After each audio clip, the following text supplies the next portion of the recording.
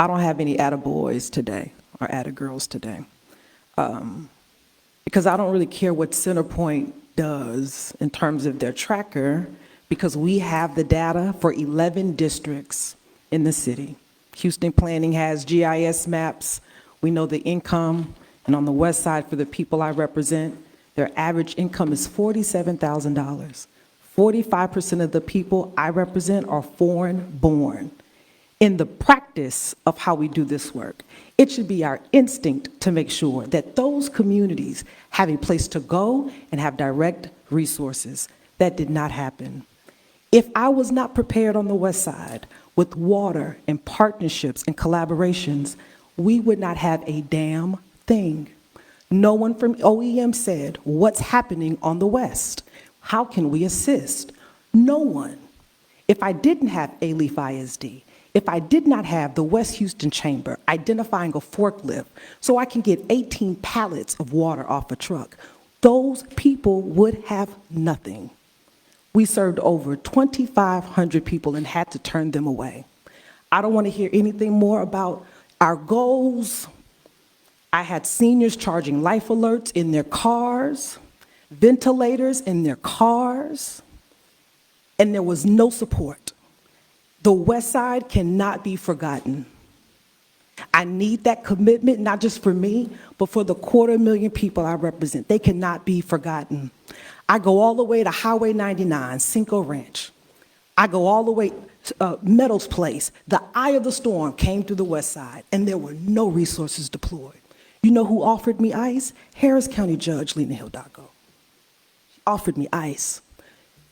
We have to leverage the currency we have in this city, the people that are on the ground, the churches, to all of these points. These are just, we're all echoing the same thing. It has to start showing up in the work that we do for this city. We are not new to this. I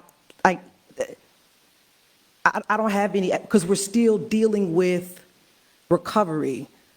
My District F team, we have our own translation team because people don't, everyone doesn't understand English. I represent Nigerians. I represent Chinese, Vietnamese. There's different dialects with that. And we have to be intentional, not just talking points about diversity, but when the rubber meets the road, can the person that is foreign board understand where to go?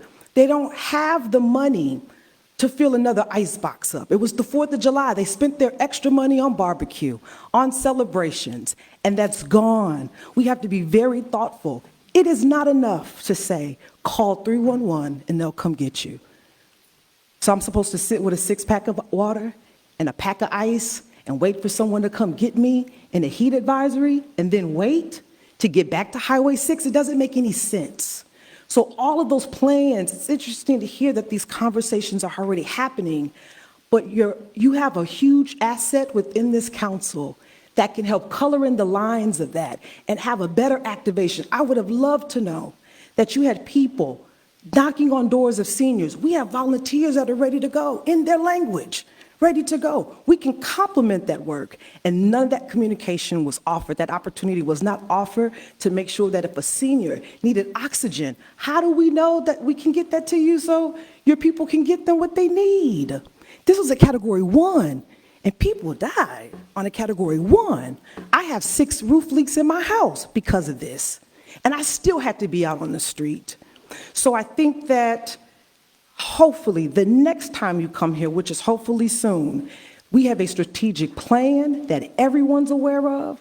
We have more partners at the table, school districts, churches, volunteers that are ready to serve their community immediately after disaster. Because if you make $47,000, a Category 1 on paper to some is a Category 3 to others. It's going to take them time to recover from this. They don't have money to go to Dallas and stay in a hotel for weeks. They don't have it. They're losing wages.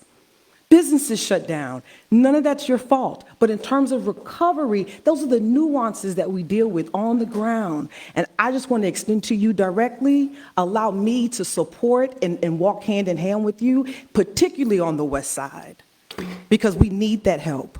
Councilmember, thanks for that offer. And one of the things that we continuously push for is working